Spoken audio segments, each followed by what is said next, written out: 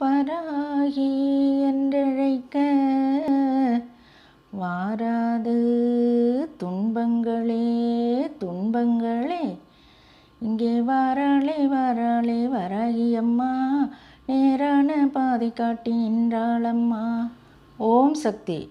அன்பான நேயர்களுக்கு சுயம்பு துர்க்கையை பற்றியும் பவானி அன்னையை பற்றியும் பாடல்கள் பதிவிடும்போது நினைத்தவுடன் பதிவு செய்து விடுவேன்.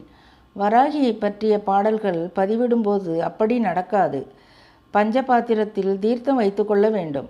ஒரு எலுமிச்சை கனியை வைத்து கொள்ள வேண்டும். இவை அனைத்தையும் வைத்த பிறகுதான் பாடல் பதிவேற்றம் செய்ய முடியும். வராகி பாடல்களில் நல்ல காலம் பிறக்குது என்ற பாடல் பதிவு செய்தபோது அவள் ஆடிய விளையாட்டு கொஞ்ச நஞ்சமல்ல. பதிவு முடிந்த பிறகு அந்த பாடலை எனது மருமகளை கேட்கச் சொன்னேன். 2 வரிகளைத்தான் கேட்டாள்.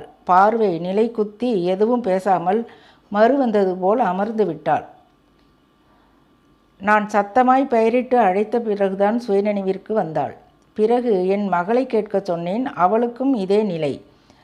பிறகு தீர்த்தத்தை அருந்தினால் அப்படி ஒரு சந்தன வாசம்.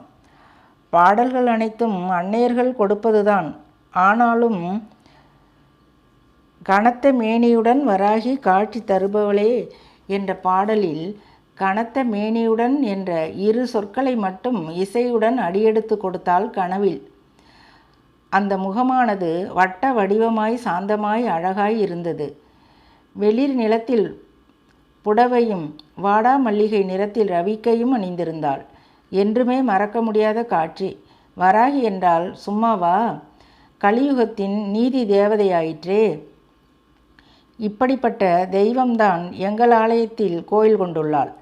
அவள் சக்தியை அறியாதவர்கள் சிறு பிள்ளைத்தனமான விளையாட்டுக்களை அவளிடம் செய்து கொண்டிருக்கிறார்கள். என்று விடியுமோ அவளே அறிவாள். எனது பாடல் பதிவுகளில் வருத்தம் தோய்ந்த பாடல் சில உண்டு. வெளி மனிதர்களால் துன்பங்கள் வரும்போது இந்த பாடல்கள் வரும். இந்த பாடல்களை பாடியே துன்பங்களை வென்று வருகின்றேன். அன்பு நேயர்களே, வராகியின் அருள் வற்றாத ஜீவநதிகளாய் நம் வாழ்க்கையில் வந்து கொண்டே இருக்கும். அடுத்த பதிவில் சந்திப்போம். ஓம் சக்தி.